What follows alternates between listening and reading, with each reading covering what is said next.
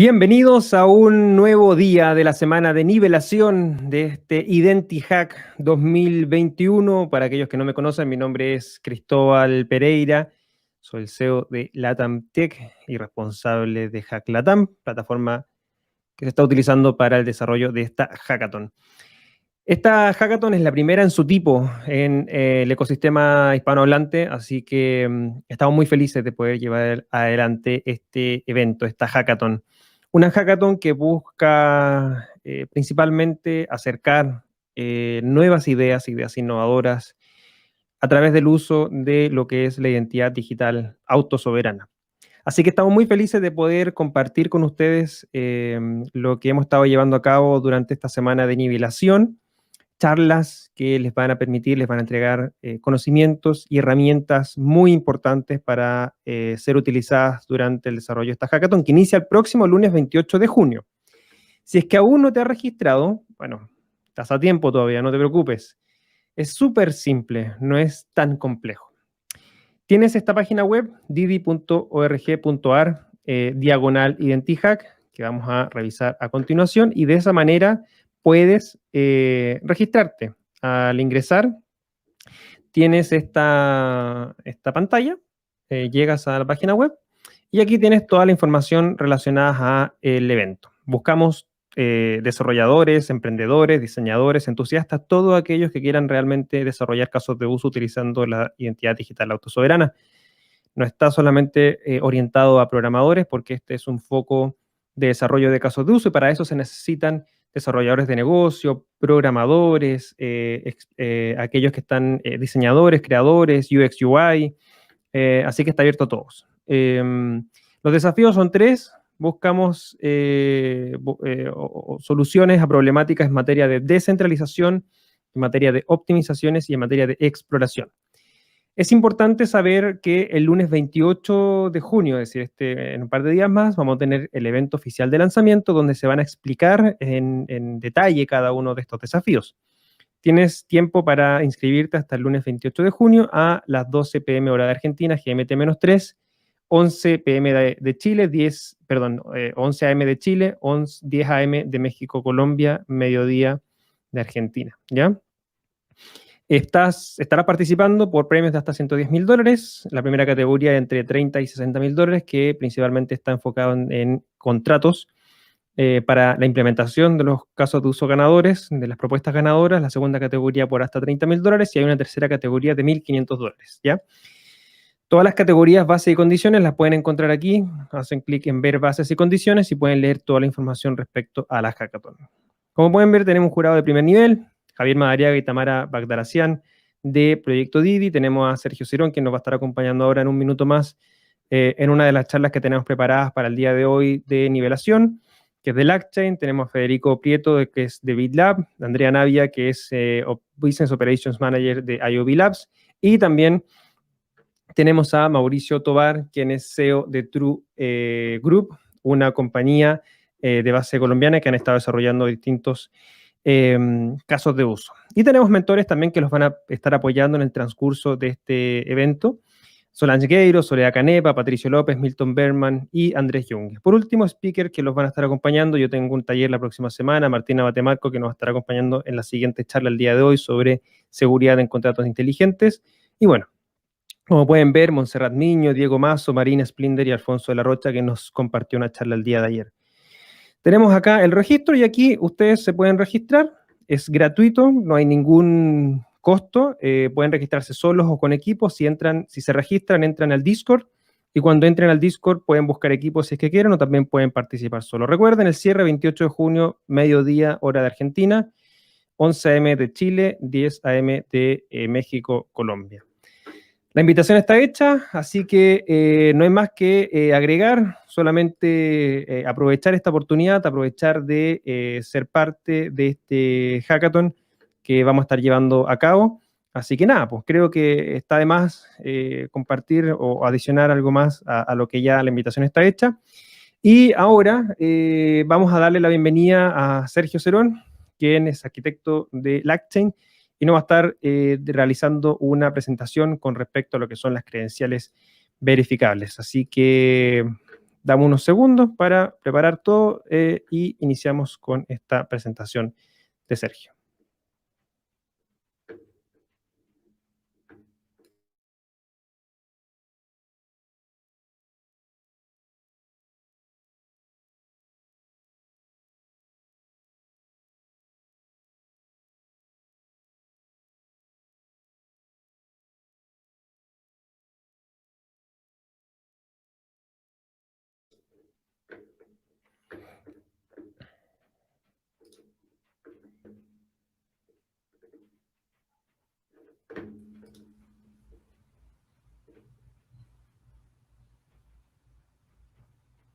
Bueno, ya estamos acá con Sergio. ¿Cómo estás, Sergio? Bienvenido. ¿Qué tal, Cristóbal? Muy bien, muchas gracias por la invitación. Es un placer estar aquí contigo y con todos los que nos acompañan el día de hoy. Excelente. Bueno, estimado Sergio, mientras si quieres compartir tu pantalla para preparar todo, Sergio Cerón, como le estaba comentando anteriormente, es parte del equipo de LACchain, Latin American and Caribbean Blockchain, un proyecto impulsado por el Laboratorio de Innovación del Banco Interamericano de Desarrollo. Y la presentación de hoy, de este minuto, que nos va a dar Sergio, tiene que ver con credenciales verificables en blockchain, registro y verificación descentralizada. Así que, Sergio, el escenario virtual es todo tuyo. Cualquier cosa, yo voy a estar en el backstage. Y recuerden a todos aquellos que nos están viendo en vivo, tienen el chat para poder hacer todas sus preguntas, de tal manera que al finalizar la presentación de Sergio podamos compartírselas y resolver las dudas que puedan tener. Sergio, muchas gracias y adelante. Gracias, Cristóbal. Bueno, el día de hoy, como Cristóbal acaba de comentar, voy a presentar este tema de credenciales verificables, pero en blockchain. Credenciales verificables es un estándar creado por la W3C para la transmisión segura de información de tal forma de que sea descentralizada. Para poder entender este concepto y para poder llegar al punto de registrarlas en blockchain y realizar un proceso de verificación y registro, tenemos que entender previamente algunos conceptos. La base de la identidad digital descentralizada reside en otro de los estándares de la W3C conocido como DIDs. Los DIDs son identificadores descentralizados. Es un estándar, como acabo de comentar, creado por la W3C. Existen diferentes métodos, cada uno de ellos implementa diferentes mecanismos para la generación de documentos, para la nomenclatura de sus identificadores, pero básicamente la idea de un identificador descentralizado es poder encapsular un conjunto de claves públicas para diferentes propósitos, como son encriptación, verificación, autenticación, delegación y otros propósitos. Las claves delegadas son un punto importante porque permiten a su vez actuar a nombre de alguien más. Es decir, detrás de la identidad de alguien más se puede delegar una capacidad para firmar o para verificar cierta información. También los identificadores descentralizados, dentro de sus últimas versiones, lo que permiten es definir puntos de acceso a servicios para que pueda este identificador interactuar con diferentes puntos de acceso, ya sea de servicios o con otros DIDs. Un identificador descentralizado está compuesto de la siguiente manera, de una nomenclatura definida por la W3C como el esquema, el método como tal y un identificador específico. En el caso de LACchain, por ejemplo, nosotros tenemos un método que se llama LAC. Entonces, el método LAC a su vez está compuesto de dos partes, del identificador LAC y de la red como tal a la cual pertenece el identificador, seguido de una dirección particular que es básicamente una dirección de Ethereum. Un identificador descentralizado a su vez tiene asociado un documento en formato JSON que define los métodos de verificación, los cuales están asociados a su vez a claves públicas de manera específica. Podemos tener diferentes tipos de claves públicas asociadas a direcciones de Ethereum, claves públicas de curvas elípticas, claves públicas para encriptación con diferentes tipos de algoritmos. Un documento de DID se resuelve a partir del identificador y existen en la actualidad diferentes mecanismos para poder generarlo. Cada uno de los identificadores o cada uno de los métodos tiene su manera particular de recuperarlos, pero básicamente el documento debe de ser el mismo. Debe de tener un identificador, un controlador y un conjunto de claves públicas asociadas para diferentes propósitos. Otro de los puntos importantes, y es el punto central de esta presentación, son las credenciales verificables. Las credenciales verificables también son un estándar creado por la W3C, y de igual forma son básicamente formatos, archivos JSON, JSON LD, que permiten definir contextos, permiten hacer una integración directa con los DIDs. Eso es un punto, digamos, a favor, porque al ser creadas por la misma organización, por el mismo consorcio, pues tienen esa compatibilidad. Fueron creadas con esta compatibilidad desde el principio. Permiten firmar de manera digital cada una de las declaraciones que se hacen dentro de este documento, dentro de este JSON, y también tienen otras capacidades avanzadas que no tienen otros documentos firmados en la actualidad. Por ejemplo, creación de presentaciones verificables y la presentación selectiva de datos con algoritmos de cero conocimiento, que vamos a ver más adelante. Una credencial verificable tiene el siguiente formato. Es básicamente un archivo JSON que define un contexto, que es básicamente su estructura. Tiene un identificador que es genérico, cualquiera lo puede establecer, el tipo de credencial. Y dentro de los parámetros más importantes viene el emisor, el cual de manera natural puede estar o no asociado a un identificador descentralizado, como hemos visto anteriormente, una fecha de emisión, una fecha de expiración, y la parte más importante, bueno, la parte central de la credencial viene dentro del credential subject, que define quién va a ser el receptor de esta información y toda la información que se le quiere presentar.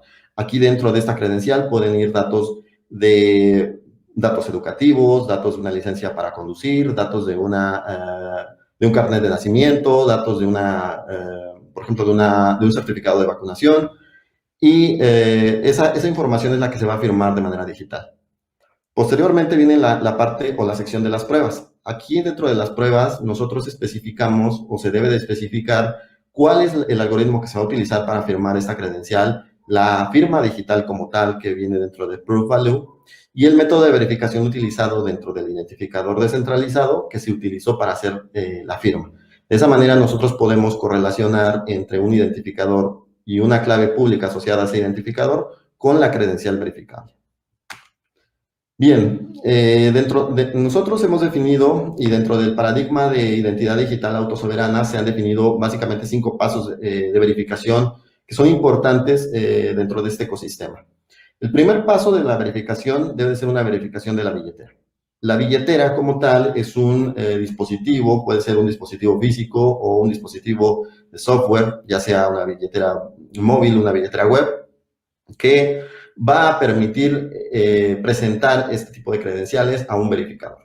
Sin embargo, hay un problema aquí, porque el verificador no puede saber más allá de las pruebas criptográficas que realmente la persona que está detrás de esta billetera es la persona que creó o que recibió esta credencial verificable. Entonces, la billetera de alguna manera tiene que hacer un proceso de verificación, no necesariamente criptográfico, sino humano, a través de un proceso de enrolamiento para asegurar que la persona que está detrás de este dispositivo y que está presentando a su vez la credencial es quien dice ser. Este es un problema que se conoce como el Identity Binding Problem, porque como sabemos que hay una relación directa entre la billetera y la persona, ¿no? Que no fue robado el dispositivo, que no fue o que no se está tratando de impersonar a otra identidad. Es el primer paso de la verificación y básicamente recae dentro de los proveedores de estas piezas de software, ¿no? Que pueden ser billeteras o incluso piezas de hardware. El siguiente paso de la verificación de una credencial verificable es la verificación de la estructura. Como vimos al principio, una credencial verificable tiene una parte principal que es el contexto, que es la primera línea, que define básicamente su estructura. Esto es similar a los XSD de los XML, que definen qué campos van dentro de la credencial, cuál es el tipo de dato de la credencial y cuál es la estructura mínima básica de una credencial. Lo que vemos del lado derecho es el contexto definido o el esquema definido por la W3C para credenciales verificables de manera normal. Sin embargo, estos esquemas se pueden extender para diferentes tipos de credenciales. Por ejemplo, si tenemos una credencial académica, pues tendremos que definir un contexto que especifique los campos adicionales que extienden a esta credencial verificable de manera normal. Por sí mismo, este esquema ya tiene definidos los campos como el emisor, la fecha de emisión, de expiración, el sujeto y las pruebas criptográficas. pero si necesitamos agregar más campos, podemos hacerlo. Es decir, hay cierta flexibilidad para crear estas credenciales, pero siempre uno de los pasos de la verificación de la credencial deben de ser que cumpla con esta estructura.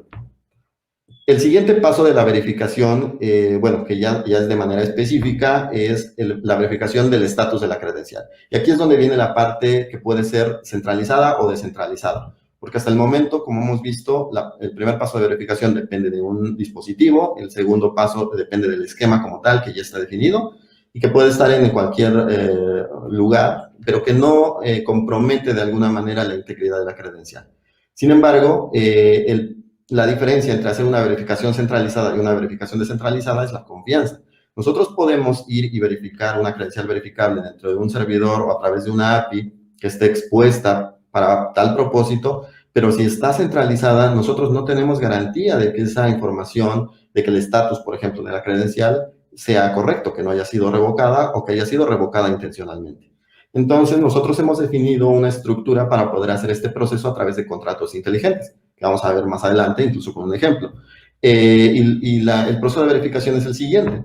Tenemos una credencial con un emisor o un sujeto, que son básicamente toda la información de la credencial, y un campo que define cómo consultar el estado de la credencial.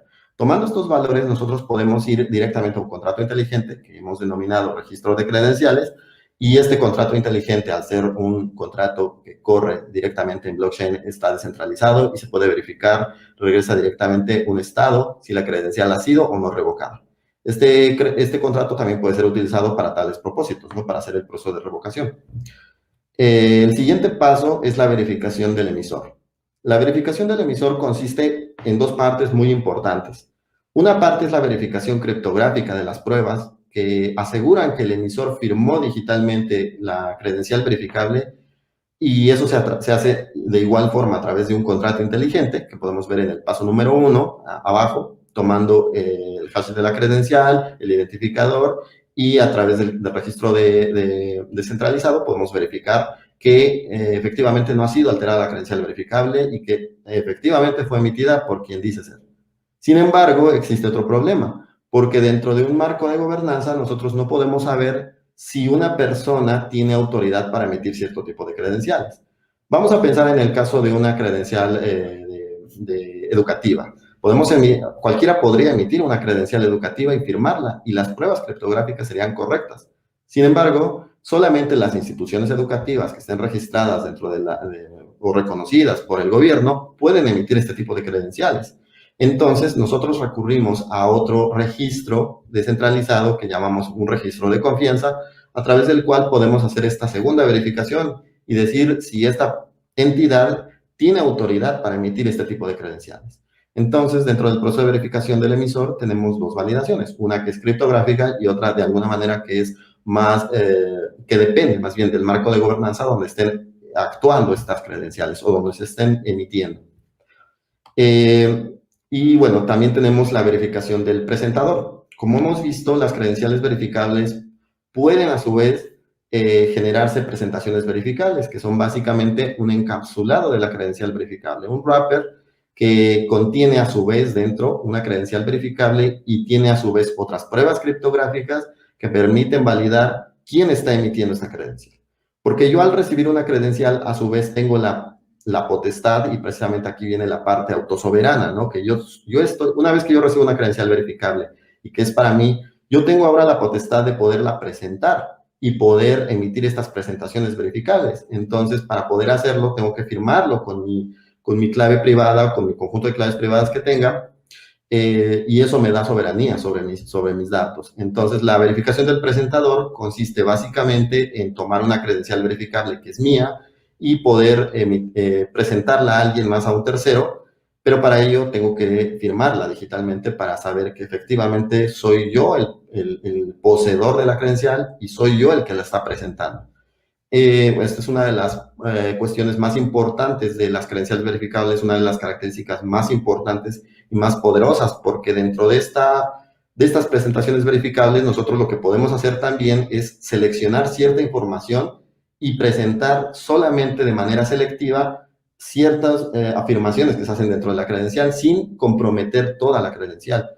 Vamos a pensar que yo quiero demostrar mi edad, ¿no? Con una licencia de conducir. Yo no tengo que exponer mi nombre completo, solamente puedo exponer mi edad a través de una presentación verificable. Para eso son los algoritmos de cero conocimiento y de selección específica de datos que se pueden utilizar para los procesos de verificación. Entonces, esta es una de las partes más importantes de las credenciales verificables y forman parte del proceso de verificación.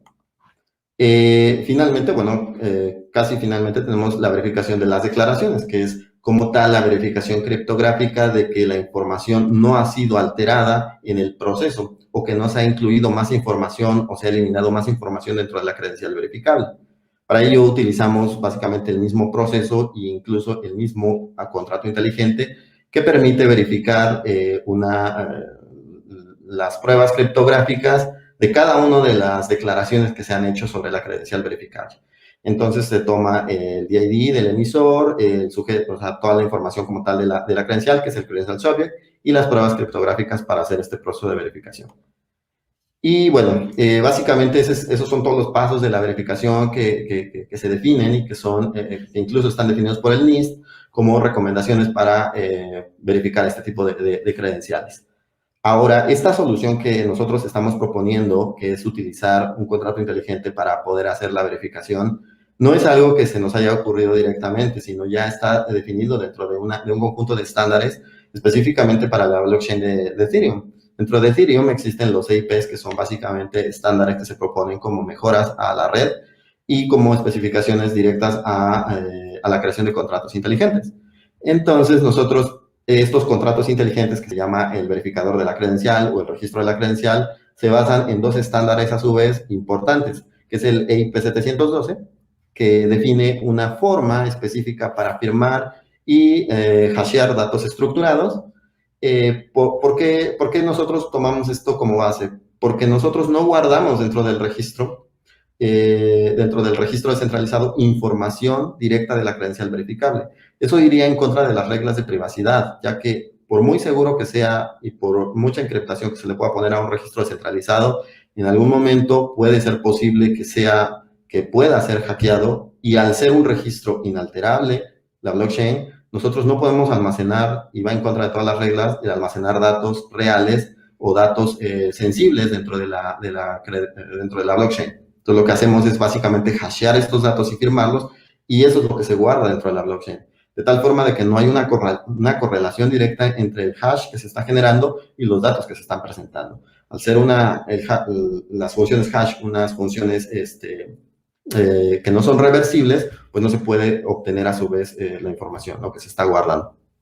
Este IP define un algoritmo para la firma de datos estructurados. Define una estructura dentro de Solidity, que es para la programación de contratos inteligentes. Permite hashear esta estructura y firmar en formato hexadecimal. Y bueno, esta implementación del IP 712 incluso ya está disponible dentro del RPC de Ethereum y dentro del plugin de MetaMask, que posiblemente muchos de ustedes ya lo conozcan. MetaMask, este plugin que permite hacer la firma de datos a través del navegador, que permite incluso enviar transacciones, también ya implementa esta forma de firmar datos estructurados. Entonces, ya al nosotros basarnos en este IP, también permitimos esa compatibilidad. Básicamente lo que se hace es definir una estructura dentro de Solidity con estos datos que vemos en la pantalla: nombre, versión, la cadena y el contrato al que se va a hacer el proceso de verificación. Y como vemos, ya el plugin de MetaMask incluso permite firmar esta transacción, ¿no? Firmarla y enviarla directamente. La dirección del IP como tal lo podemos ver abajo, está dentro de los IPs de Ethereum, el 712. Y otro de los estándares que nosotros nos basamos también para poder hacer este proceso de registro y verificación de credenciales es el EIP 1812. El EIP 1812 define un conjunto de estructuras que permiten establecer declaraciones verificables. Nuevamente define unas estructuras dentro de Solidity, permite a su vez crear estructuras compuestas que pueden ir anidadas, permite mantener un registro independiente del tipo de credencial verificable, es decir, un Claims Registry o un Credential Registry, y define un mecanismo para poder hacer la revocación y, por supuesto, la verificación de estas credenciales. A su vez, también permite que una clave delegada, que es lo que veíamos al principio, las claves de los identificadores descentralizados, firmen a nombre de un emisor, permitiendo a su vez expandir más esta capacidad, ¿no? No solo poder que el emisor pueda firmar la credencial, sino que a su vez pueda delegar la capacidad de firmar a un tercero, si es que fuera necesario. Nosotros, específicamente, para que lo podamos ver de manera más directa, hemos definido una estructura que se llama credencial verificable, que está dentro del IP 1812 y que define los parámetros básicos de una credencial verificable, que es el issuer, asociado obviamente al DID del issuer, pero como estamos trabajando con Ethereum, pues solamente tomamos la parte de la dirección, sin tomar todo el identificador. El subject, que básicamente es igual un DID, pero solamente tomamos la parte de la dirección. El data, que es básicamente todo el credential subject hasheado y en una estructura de datos hexadecimal que va dentro de data. El valid from, que es la fecha a partir de la cual se emitió, y el valid to, que es la fecha de expiración. Entonces, tomando esta estructura genérica, podemos almacenar dentro de un contrato inteligente cualquier tipo de credencial verificable, siguiendo esta estructura. Y bueno, ya pasando a un ejemplo específico, la propuesta que nosotros hemos hecho, basándonos en estos dos EIPs y tomando como base los identificadores descentralizados y las credenciales, es crear un contrato inteligente que se llama Claims Verifier, que a su vez está conectado a un Credential Registry, que es el que mantiene como tal las copias, o más bien los hashes de todas las credenciales verificables. ¿Por qué podemos tener más de un Claims Verifier? Porque pueden especificarse diferentes dominios IP, quiere decir diferentes tipos de credenciales que podemos guardar, y cada uno de los tipos de credenciales puede tener a su vez diferentes mecanismos de verificación, siempre que todos se guarden dentro del mismo registro de credencial. Estos verificadores tienen métodos específicos, por ejemplo, para registrar una credencial, para registrar una firma adicional, para verificar la credencial y para verificar una firma adicional. Si nosotros queremos hacer un proceso de verificación de solamente el estado de la credencial, del estado de revocación de la credencial, podemos interactuar directamente con el Credential Registry. Esta solución nosotros la hemos publicado dentro de un repositorio de Ethereum y hace básicamente todo este proceso. Ahorita vamos a ver un ejemplo específico, muy sencillo, que ahorita en las referencias van a poder ustedes acceder y descargarlo y ejecutarlo. Viene programado para Truffle, que es una suite de testing de contratos inteligentes, y básicamente lo que estamos haciendo aquí es registrar una credencial verificable que hemos definido de manera genérica, y poco a poco cada uno de los métodos o de las pruebas unitarias lo que va haciendo es agregando firmas. En la primera prueba unitaria lo que hace es registrar la credencial verificable y firmarla a nombre del emisor, agregándole la firma del emisor.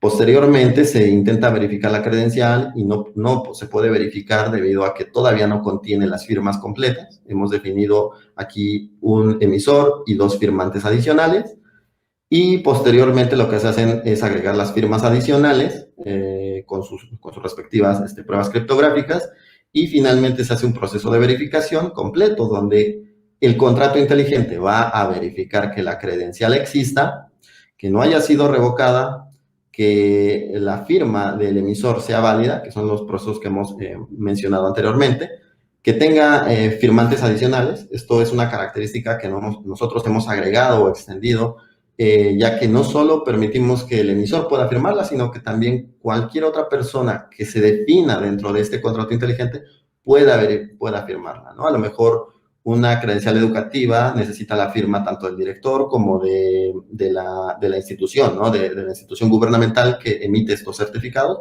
Bueno, se podría registrar como un firmante adicional. Y finalmente que la credencial no haya expirado. Entonces, de esta manera nosotros hacemos todo el proceso de verificación directamente dentro de blockchain. Y un punto importante es que al ser una verificación directamente sobre el contrato inteligente, no involucra una transacción, sino que se pueden consultar los datos directamente haciendo una llamada sin costo de transaccional a la red. Y bueno, finalmente aquí las pruebas unitarias también incluyen ejemplos de cómo se agregan, cómo se verifican las firmas adicionales. y cómo se verifica, cómo se revoca una credencial, porque el proceso de revocación se hace directamente sobre el Credential Registry, y finalmente cómo nos regresa o cómo falla el proceso de verificación debido a que el estatus de la credencial está revocado. Entonces, si nosotros vemos aquí en la ejecución, bueno, ustedes lo pueden ejecutar simplemente descargando el repositorio y ejecutando truffle test. Y lo que va a hacer básicamente es levantar una red pequeña de prueba y registrar la credencial. Entonces, si vamos hasta acá arriba, vemos que esta es la credencial original que nosotros hemos definido aquí arriba, solamente que con la firma criptográfica adicional del emisor. Esta sería la prueba criptográfica del emisor. Posteriormente se agregan las dos firmas adicionales que hemos definido nosotros, y la credencial ahora tiene 3 firmas, la del emisor y 2 firmantes adicionales. Y bueno, finalmente se hace el proceso de verificación directamente como hemos visto en las pruebas unitarias.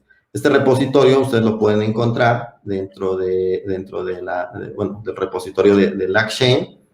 Si se van a donde dice, dentro del grupo de LangChain, y se van a BC Contracts, aquí viene toda la documentación de cómo está definido el esquema de proceso de verificación, cómo funcionan cada uno de los contratos inteligentes. Nosotros implementamos a su vez un sistema de control de acceso basado o heredado de la librería de OpenZeppelin.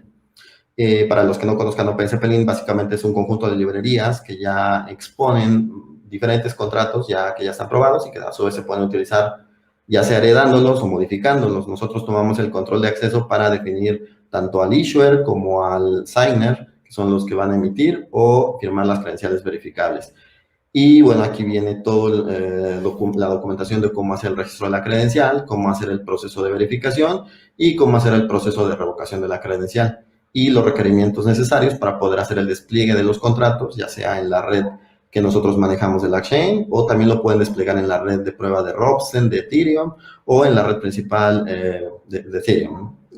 Y finalmente las pruebas unitarias que ustedes puedan ejecutar. También exponemos un pequeño Docker. Si a ustedes se les hace más cómodo, a lo mejor pueden ejecutarlo también a través del Dockerfile que va incluido dentro del repositorio. Y bueno, pues básicamente eso sería el proceso. Aquí les dejo las ligas también, y la presentación, por supuesto, va a estar, se las compartiremos, por supuesto, la pueden encontrar para futuras referencias. Muchas gracias. Excelente. Muchas gracias también ahí a Sergio por esta fantástica presentación. Vamos a dejar disponible la presentación en el canal de Discord, donde estamos llevando a cabo esta hackathon, así que lo invitamos a que se registren. Recuerden registrarse en didi.org.arc/identihack. Ahí se registran. Cuando se registren les va a llegar un correo con el enlace a Discord. Ingresan a Discord y con eso ya tienen todos las comunicaciones que vamos a tener, los repositorios, los recursos necesarios para llevar adelante la participación de la hackathon. Así que muchas gracias, Sergio, por esta presentación. Tenemos algunas preguntas que te voy a comentar y te voy a compartir a continuación. Claro que sí. Adelante. Germán Suárez nos pregunta, ¿esa operación sería gasless, o sea, sin pago de gas, verdad? Me refiero a chequear el estatus, dice. Sí, totalmente. El proceso de registro y registro de firmas adicionales de la credencial sí involucran una transacción y como tal consumen gas. Sin embargo, la verificación, al ser un call directamente, no necesita ninguna transacción y es libre. Se puede ejecutar dentro de o a través de cualquier API RPC que se exponga dentro de los nodos, siempre y cuando, y este es un punto importante porque muchas veces a veces no entendemos muy bien, ¿no?, cómo funciona la sincronización, pero si el nodo no está actualizado, si por ejemplo yo registro la credencial dentro de un nodo que va desfasado en cuanto a la sincronización con la red principal, puede registrarse, pero no lo va a verificar debido a que como no va al día en cuanto a la sincronización, pues no va a tener los últimos cambios. Pero sí, efectivamente no consume ningún tipo de recurso de gas. Excelente. También Germán Suárez nos comparte en qué caso el presentador sería distinto del poseedor de la billetera. Bueno, existen casos donde se puede a su vez delegar, ¿no? Lo que se espera realmente es que el presentador sea el sujeto de la credencial. Voy a regresar un poquito en la presentación para hacer algunas observaciones. Dentro de la credencial, del Credential Traffic, tenemos un identificador que es básicamente quién es el dueño de esta credencial, ¿no? ¿Quién va a ser el dueño? ¿Quién va a ser el usuario de esta credencial? Pero el usuario a su vez puede delegar la presentación a un tercero. Existen casos o escenarios donde es posible hacer esto bajo ciertas circunstancias. Para poder hacer ese proceso, bueno, ¿qué se tendría que hacer? Resolver el DID del sujeto y ver si el presentador está asignado como un delegado dentro de su identificador centralizado. Entonces yo puedo, dentro de mi DID, yo puedo decir, mira, yo soy, por ejemplo, y esto es un caso de uso muy, muy común, ¿no? Las credenciales educativas para menores de edad. Entonces, el dueño de la credencial es el padre, por ejemplo, y a su vez le delega la posibilidad de presentar la credencial a su hijo, o viceversa, dependiendo de cómo sea, ¿no? Pero se puede hacer este proceso de tal forma de que dentro del DID se delegue la capacidad para hacerlo. Y el presentador sería otro diferente. Perfecto. Agradecemos, Germán, por las preguntas realizadas. No sé si alguien más quisiera compartir alguna pregunta que tengan, aprovechando, bueno, que tenemos a Sergio. Si no, estoy revisando por si acaso tenemos otro. No. Bueno, de todas maneras, la presentación, acá tenemos una pregunta. Jesús Steve dice, ¿el proyecto Didi utiliza actualmente estos contratos y métodos? Bueno, en realidad es buena tu pregunta. Ellos no lo están implementando actualmente de manera directa, pero al ser un proceso estándar, es muy probable que se implemente en diferentes lugares. Nosotros, estos contratos inteligentes y este proceso de verificación lo estamos implementando en más de 5 proyectos ya de manera productiva en diferentes casos o escenarios, ¿no? Para procesos de verificación de credenciales educativas, en escuelas de Estados Unidos, en emisión de certificados médicos, de credenciales de vacunación, y ya están operando de manera productiva en la red de LACchain. Entonces, es un proceso estándar que incluso ya se está implementando dentro de algunas billeteras digitales que están disponibles en diferentes tiendas de aplicaciones, que implementan específicamente estos contratos y este mecanismo. Y esperamos realmente nosotros lo ponemos a disposición para que se genere esa adopción, de tal forma de que pueda ser utilizado en diferentes o en más casos de uso, ¿no? De hecho, Sabrina nos pregunta también si, bueno, si es posible compartir algún caso de uso de la actualidad, algún proyecto que lo esté utilizando como para basarse y poder revisar lo que se está desarrollando actualmente. Bueno, en realidad los proyectos que estamos trabajando nosotros no podemos actualmente liberar esta información ni decir exactamente qué se están Claro. utilizando, pero lo que sí les puedo asegurar es que es la misma base de los contratos inteligentes, es exactamente lo mismo. Si ustedes los descargan y los implementan, ya tienen un caso de uso real para cualquier escenario que ustedes lo quieran implementar. Pero de momento todavía no, debido a que estamos, bueno, son trabajos en proceso Claro, que se están en realizando. proceso. Perfecto. Muchas gracias, Sergio. Muchas gracias a quienes realizaron sus respectivas preguntas, Germán, Jesús, Sabrina, por haber participado también en esta presentación. Bueno, si no hay nada más que agregar, esperamos entonces haya sido una provechosa charla. Recuerden, este video, esta transmisión en vivo va a estar disponible con este mismo enlace, así que lo van a poder revisar después las veces que quieran, como material, obviamente, complementario al desarrollo de la hackathon. Ahora esperamos aproximadamente unos 25 minutos.